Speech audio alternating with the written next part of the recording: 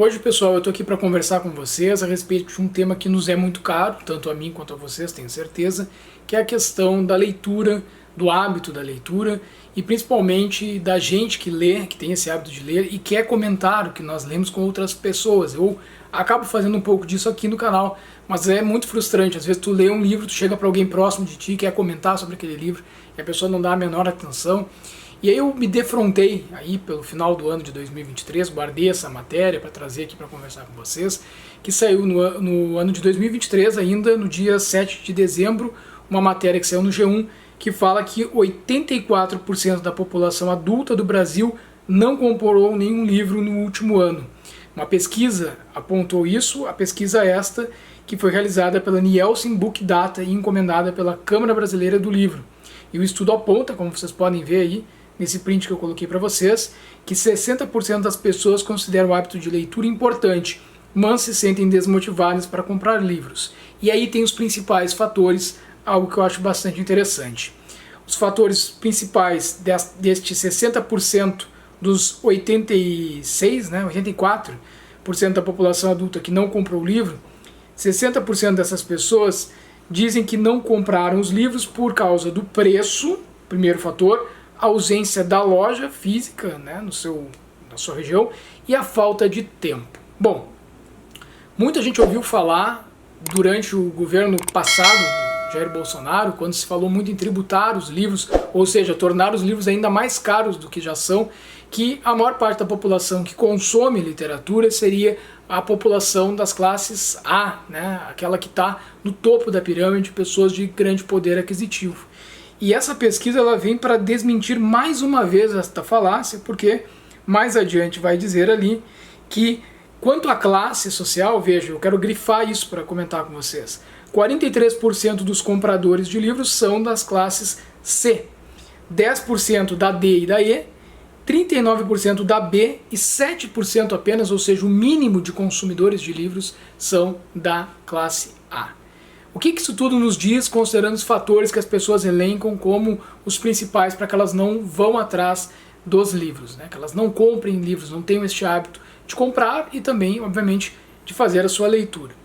A questão inicial que se coloca ali é sobre o preço. De fato, hoje os livros são muito caros no Brasil. E até mesmo as opções que se tem para a leitura digital precisa muitas vezes que a pessoa tenha o hábito de fazer a leitura através daqueles aparelhos, os Kindles, né? Porque num celular mesmo é bem difícil de realizar a leitura, embora tenham pessoas que façam isso e são pessoas que merecem todo o nosso respeito, nossa admiração, porque é um esforço realmente fazer a leitura pela tela do celular, né? A letra é muito pequena, enfim, o Kindle acabou entrando aí também um pouco na moda, e aí vai muito de cada um também. Eu mesmo não gosto de fazer leitura em meios digitais, eu já trabalho tanto com a leitura quanto com a escrita, produção de vídeos.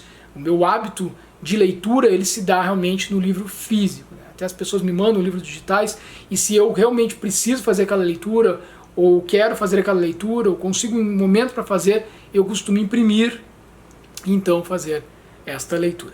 Bom, o que é dito aqui também nesta pesquisa? Fala que além da questão do preço, tem a ausência da loja física. Então muitas pessoas que podem estar acompanhando esse vídeo, inclusive, moram em regiões do país que são afastadas dos centros urbanos, então não têm um acesso à livraria muito fácil. Até porque, cada vez mais, infelizmente, as livrarias físicas estão perdendo espaço, estão desaparecendo, em conta muito das compras pela internet. Mas tem locais do nosso país que o problema ele é duplicado, porque além de não ter a loja física, mesmo para que chegue um frete lá, nessas regiões, o preço às vezes é exorbitante para mandar o livro para chegar até lá, e também demora muito tempo para que se chegue o livro que é comprado, às vezes numa loja virtual, seja um sebo virtual, seja uma loja já mais conhecida, ou rede de lojas, que a pessoa vai fazer a sua escolha e vai ver qual é a melhor forma de adquirir este livro. E esta é uma reflexão que eu muito faço aqui,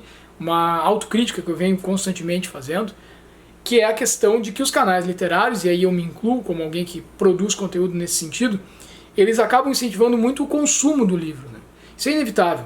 Mas a minha intenção maior, o que eu mais pretendo, não é que as pessoas saiam comprando todos os livros que eu comento aqui. Não é essa a ideia. é poder dar sugestões de literaturas que possam ser interessantes, para que em um determinado momento, fazendo uma avaliação que seja sensata, a pessoa vá atrás de uma determinada obra ou de outra, e cada um vai administrar os seus recursos e as suas possibilidades de comprar os seus livros. Claro que a gente que costuma consumir livros e compra bastante livros, a gente vai ter sempre uma biblioteca muito maior do que aquilo que a gente de fato leu. E eu não vejo problema nisso. Eu estou realmente formando a minha biblioteca ainda e vou estar até o resto da minha vida e vou deixar isso de herança para o meu filho. É um compromisso que eu tenho com o meu filho. E aí entram as crianças também. As crianças, quando elas têm interesse em comprar livros e pedem para os pais, isso tem que ser incentivado no sentido de fazer com que elas tornem a leitura algo realmente lúdico. E aos poucos elas vão lendo, mesmo que sem ordem, mesmo que às vezes com a supervisão, a ajuda do pai ou da mãe, e aí eles vão indo aos poucos, entrando nesse universo e obviamente vão tendo esse contato com a literatura, que é algo fundamental para a nossa formação crítica, para nosso entendimento da sociedade, para a autocrítica, para reflexões internas necessárias para nos tornarmos mais humanos, mais sensíveis para as coisas da vida. E obviamente a leitura também é um espaço de entretenimento, é um espaço que foi roubado essa sua característica, simples distração muitas vezes, dependendo do livro que estamos lendo. Ela pode ser tudo, na verdade. Ela pode ser um espaço de formação, pode ser um espaço apenas de distração, um espaço lúdico, como eu acabei de referir, enfim, diversas e múltiplas possibilidades. Por isso, essa matéria que saiu no portal do G1 me deixou tão instigado a vir aqui conversar contigo, porque temos que entender também, e aí eu tenho ouvido bastante isso, e eu quero agregar neste momento aqui neste canal, que é o fato de que muitas pessoas dizem que largam a literatura porque não entendem o que está escrito ali, não conseguem entrar em um determinado livro, uma determinada obra, um determinado autor e se identificar. Tudo bem, tu nem tens a obrigação disso, podes procurar outra literatura. Mas há casos, assim, se tratando de poemas, de poesias, que é algo que eu tenho cada vez tido um maior contato, eu sempre li poemas de forma aleatória. Mas, ultimamente, eu tenho sempre pego um livro de poemas e outro de contos ou crônica e eu espalho em casa. E eu tenho incentivado isso aqui com o pessoal aqui de casa. Até a gente foi atrás de uma espécie de umas cestinhas para colocar em locais estratégicos da casa, para que tenha ali esses livros que tu pode pegar, tu tá de bobeira, e ao invés de tu pegar o celular, que está sempre ao alcance da mão, tu pega um livro e ele já fica também estrategicamente ao alcance da tua mão, e tu vai ler um poema, 2, 3, larga ali de novo. Então pode ser ao lado da mesa, né, onde tu faz a tua refeição, ao lado do sofá também, porque a TV tá ali, mas não é para ficar ligado o tempo inteiro, né? Daqui a pouco tu vai ver uma série, um filme, enfim, mas tu tem a possibilidade de ter uma alternativa, uma opção que não seja só o celular. As pessoas estão lendo, sim, isso que eu queria dizer com esse vídeo. Só que elas estão lendo muito daquilo que está no feed de notícias das redes sociais, ali no Instagram, no Twitter. Enfim, as pessoas estão lendo o que está escrito ali, as pessoas leem bastante. Leem em grande quantidade. O problema é que não tem o hábito de ler os livros e acabam lendo coisas, muitas vezes, que vêm de interpretações até mesmo maldosas ou más interpretações, sejam de obras literárias, sejam de produções culturais as mais diversas e até mesmo de interpretações sociais e políticas que vão sendo disseminadas nas redes. A gente sabe que existe o fenômeno do fake news hoje muito forte também. Então, como vencer isso? Como entender uma série de aspectos importantes para que nós possamos diversificar o nosso olhar a respeito do mundo e das coisas que nos cercam? É tornar a leitura algo prazeroso e algo que esteja sempre próximo de nós. Esse vídeo tem esse intuito de te ajudar, de contribuir contigo, para que tu sejas também um disseminador destas ideias aí nos teus ambientes, onde tu convives. Acho que isso é legal e dá para ser feito. A gente não tem que, daqui a pouco, imaginar abraçar o mundo. Mas se cada um de nós fizer um pouquinho, a gente está contribuindo nesse sentido de aproximar mais as pessoas da literatura. E vejam bem, eu estava lendo um livro aqui, que quando esse vídeo sair provavelmente eu já tenha concluído essa leitura, mas eu quero te falar a respeito disso porque me deu a entender que eu posso pegar algumas das minhas experiências enquanto leitor, formação de leitor, e também dialogar com vocês e sugerir como estratégias para alguma pessoa que possa cair nesse vídeo aqui e tá pensando justamente nisso. Eu queria ler mais, eu queria me envolver com a leitura e às vezes eu não consigo, até com alguns autores mais clássicos, enfim. Aí eu vou falar um pouco da literatura nacional. Eu quero te comentar sobre um autor que eu estava lendo, ou estou lendo ainda, não sei, enquanto tu assistes esse vídeo, se eu já não concluí a leitura, que é o Manuel Bandeira.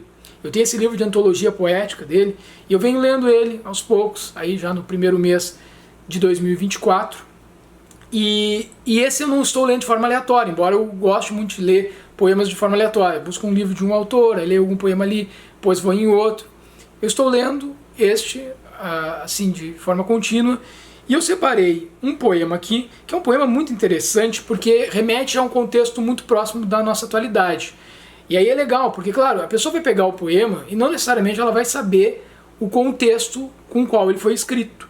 Esse poema, que chama Poema de uma Quarta-feira de Cinzas, foi escrito ali no ano de 1919, se não estou enganado, porque havia, em 1918, aquele surto da gripe espanhola, muita gente morrendo, e o Manuel Bandeira ele vai falar sobre essa questão de expurgar estas mortes, porque ele escreve esse poema no carnaval durante o carnaval do ano posterior a esse surto de gripe, né, que nos lembra muito o contexto da pandemia, e por isso que eu também quis trazer escolhi esse, mas que é dito aqui, é colocado uma série de palavras que hoje quem pega para ler, primeiro que não tem obrigação de saber desse contexto, e depois, mesmo que não necessariamente coloque o poema, centralize ele dentro desse acontecimento histórico, né, também não tem necessariamente a obrigação de conhecer todas essas palavras que ele usa. É um poema curto e é bastante significativo e impacta bastante,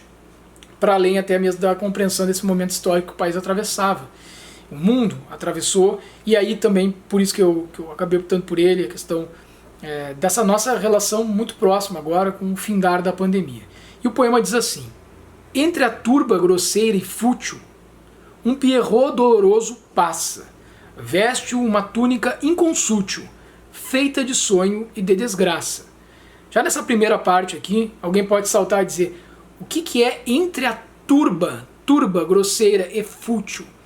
Então, principalmente as pessoas mais jovens podem acabar se afastando. Por exemplo, se vai ler um poema desse do Bandeira e diz: meu Deus, turba, ou seja, multidão, um aglomerado de pessoas ali, grosseiro e fútil, algo que sem importância, né?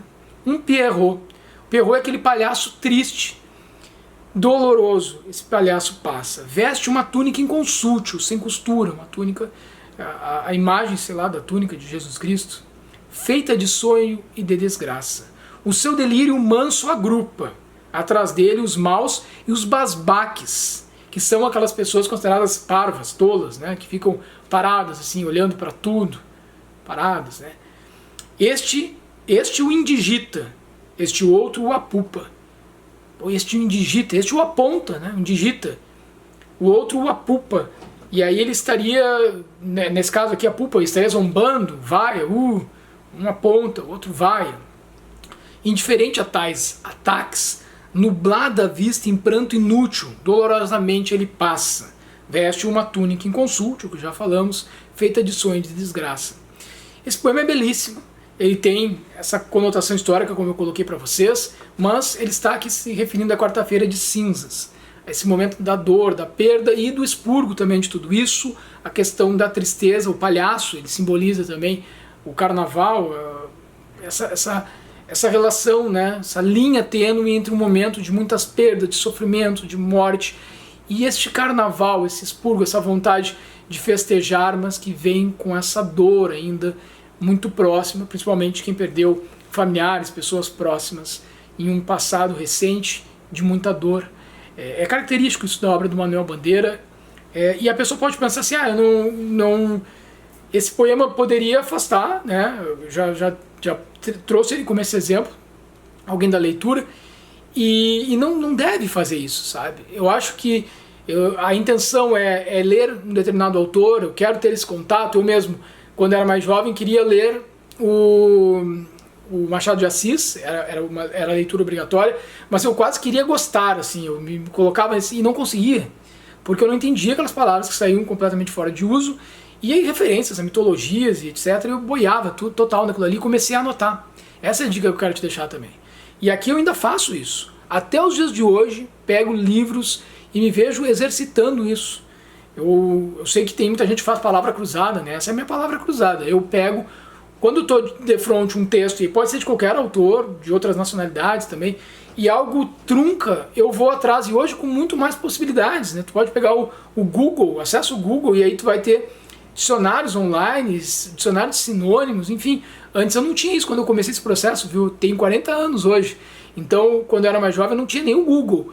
Quando eu comecei a anotar ali, a minha prática maior era nos dicionários mesmo, aqueles antigões. E, enfim, aonde tu vais fazer isso também? Claro que o celular pode te distrair, né? Eu tô dizendo para deixar o celular de canto, aí tu vai ali procurar uma palavra, tem uma notificação. Por favor, vamos manter o foco. Mas é uma possibilidade. Eu anoto as palavras, dialogo com esse poema, se for o caso, eu fazer referência a esse aqui primeiro, né? Mais uma vez. Se eu não sei a história de um determinado texto, um determinado poema, alguma referência, eu pauso um pouco a leitura, vou buscar alguma referência. Então isso não pode impedir, se é uma vontade tua, claro, que tu continues essa leitura, certo? E nem que tu te frustres. E mais do que isso, para que a leitura se torne de fato, não um hábito por um hábito, mas algo que é revelador, é transformador na tua vida, tu tens que tentar abstrair dela o melhor possível. Então tem que ser uma experiência prazerosa. E é isso que eu tento incentivar também aqui no canal do Sujeito Literário. Deixem aí no comentário também se vocês têm dicas e sugestões a respeito de como que vocês fazem, não só para vocês organizarem algumas ideias, e se vocês anotam também nos livros ou num caderninho à parte, não sei.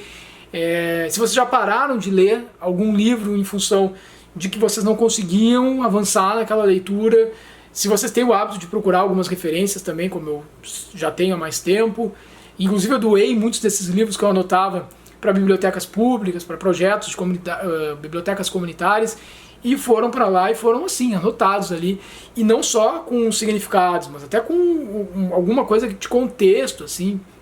Eu lembro de ter feito isso com muitos livros, né? E aí tem uma outra questão, o vocabulário aumenta. E na medida que tu for buscar uma palavra, e os autores repetem muito as palavras, então um mesmo autor, ele tem o seu vocabulário e ele vai...